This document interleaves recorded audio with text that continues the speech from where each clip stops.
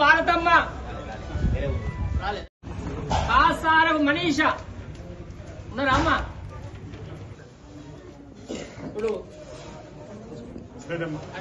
పుట్టి నాగమౌనిక, ఈరెడ్డి రాజయ్య, చూడండి.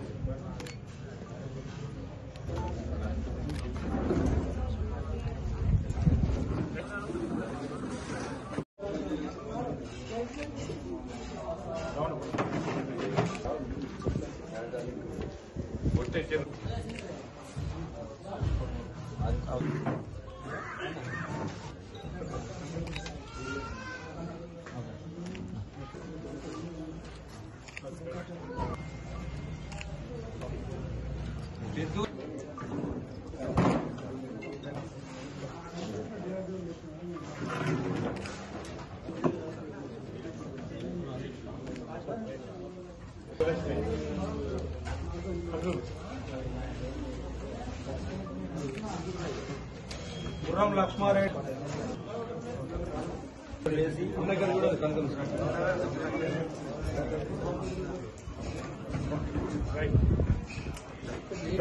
వేములవాడ పట్టణంలో 19 చెక్కులు సీఎం రిలీఫ్ ఫండ్ చెక్కులు రావడం జరిగింది. ప్రజలకు అందుబాటులో ఉంటూ వారం 15 నెలల రోజుల పాటునే సీఎం రిలీఫ్ చెక్కులు అందించడానికి ఆదిశీలనకే సాధ్యమని చెక్కులు తీసుకుని వాళ్ళు మాకు ఆపదలో అందించాలన్నా అని చెప్పడం జరుగుతుంది.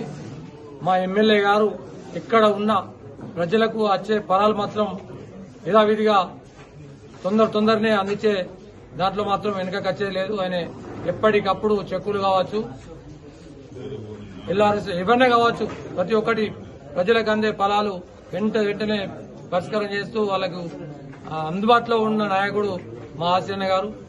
మొన్నటిదాకా హైదరాబాద్ లో 18 రోజులు ఉన్నప్పటికైనా చెక్కులు మాత్రం ఆగలేదంటే ఆయనను మెచ్చుకోక తప్పదు. ప్రజలే చెక్కులు తీసుకొని మాకు వస్తాయో రావా అన్న ఎలక్షన్ లో ఉన్నాం, హైదరాబాద్ లో మాకు వస్తాయో రావనుకున్నాం, ఇంత తొందరగా ఇచ్చినందుకు మీకు ధన్యవాదాలని చెప్తున్నారు. ఇప్పటికీ ఆ రాయల స్వామి మా అన్నకు ఆశీర్ణ గారికి ఆశీర్వాదం ఇవ్వాలి. వేములవాడ ప్రజల సమస్యల్లో ముందుండాలి, అలా సమస్యలు తీర్చాలి, వేములవాడ నియోజకవర్గాన్ని డెవలప్ చేయాలి. ఇదే విధంగానే అందరు వేడుకుని అందరికీ నమస్కారం. పాలనాపరమైన ఆలోచన ఉన్న వ్యక్తిగా ఈ ప్రాంత శాసనసభ్యులు గౌరవ పెద్దలు ఆది శ్రీనివాస్ గారు పనిచేస్తున్ననే దానికి నిదర్శనం. దయచేసి ప్రజలు, ప్రజాస్వామికవాదులు, రైతు బిడ్డలారా, గత ప్రభుత్వము ₹1,00,00,000 అప్పులు చేసి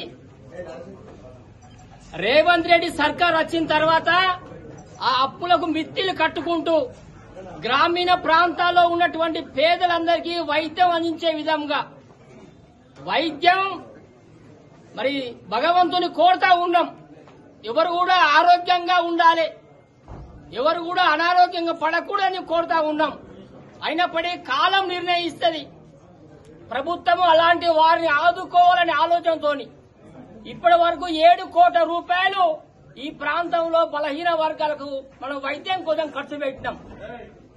దయచేసి ప్రజలందరూ అర్థం చేసుకోవాలి. ఈ ప్రభుత్వంలో ఒక బలమైన నాయకత్వం పనిచేస్తా ఉన్నది. ఈ ప్రభుత్వంలో ఈ ప్రాంతంలో గౌరవ శాసనసభ్యులు పేద ప్రజల జీవన విధానంలో బాగుపడాలని చెప్పి బలహీన వర్గాలు ఆర్థికంగా సామాజికమైన ఆలోచనతో ముందుకు రావాలని చెప్పి ఈ ప్రాంతంలో పనిచేస్తా ఉన్నాడు. నిన్న ఎలక్షన్ అయిపోయింది. ప్రజలను నమ్ముకున్నాం. ప్రజలను మేము నమ్ముకో ఉన్నాం. ఆ ప్రజలకు ఈ ప్రభుత్వం విశ్వాసం అనేక విధాలుగా పేద ప్రజలు పనిచేస్తా ఉందని చెప్పి ఒక బలమైన నాయకత్వం ఈ ప్రాంతంలో ఉన్నదని చెప్పి పనిచేస్తా ఉన్నది.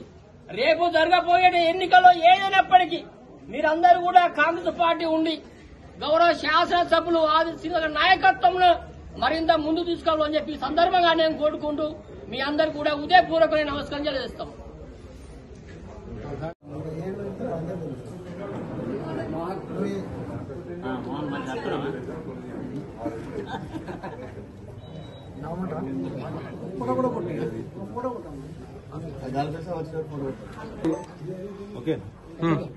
ఈరోజు వేములవాడ అర్బన్ మండలం నుండి 16 సీఎం రిలీఫ్ ఫండ్ చెక్కులు గౌరవనీయులు ప్రభుత్వ వైపు వేములవాడ శాసనసభ్యులు ఆదిశీనన్న గారి చేతుల మీదకి వెళ్ళి 16 చెక్కులు పంపిణీ చేయడం జరిగినది. మరి 6,39,500 రూపాయలు మరి వారికి రావడం జరిగింది. వారు చాలా సంతోషం వ్యక్తం చేసినారు. ప్రజాపాలన ప్రభుత్వంలో కనివిని ఎరగని రీతిలో సీఎం రిలీఫ్ ఫండ్లు కానీ, ఎల్ఓసీలు కానీ, అలాగే రాజీవ్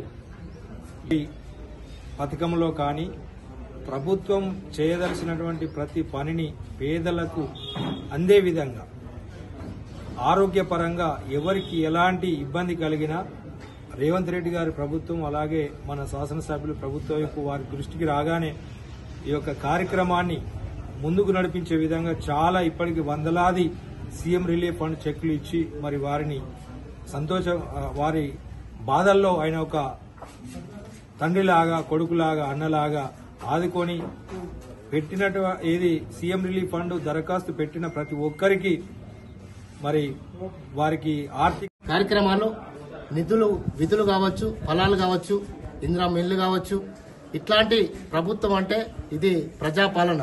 కాంగ్రెస్ ప్రభుత్వం, బీఆర్ఎస్ ప్రభుత్వంలో ఒక్క ఇల్లు ఇయని బీఆర్ఎస్ ప్రభుత్వం. కాబట్టి మీరు మొన్న జూబ్లీహిల్స్ ఎలక్షన్లో చూసిరు, బీఆర్ఎస్ నాయకులారా, బీజేపీ నాయకులారా, జూబ్లీ ఎలక్షన్లో చూసిరు ఎంత మెజార్టీ వచ్చింది అనేది. ఎందుకంటే మీరు ఏమంటారంటే మీరు చేసే పనులు ఏం చేస్తలేరు, 6 గ్యారెంటీలు ఏం అమలు చేయలేదు.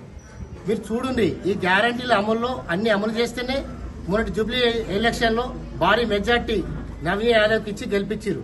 అదేవిధంగా రేపు స్థానిక సంస్థల్లో కూడా మీరు అదే విధంగా స్థానిక సంస్థల్లో సర్పంచ్ కానీ, జడ్పీటీసీ కానీ, ఎంపీటీసీ కానీ అదేవిధంగా కాంగ్రెస్ ప్రభుత్వం, కాంగ్రెస్ పార్టీకి అండగా ఉండి ప్రజలు గమనించి మా కాంగ్రెస్ ప్రభుత్వానికి అండగా ఉండి ఆరతిచ్చి గెలిపించాలని ఇక్కడికి వచ్చిన మా కార్యకర్తలకు, పెద్దలకు, ముఖ్యులకు అందరికీ నాయక నమస్కారం తెలిపి జై కాంగ్రెస్, జై జై కాంగ్రెస్.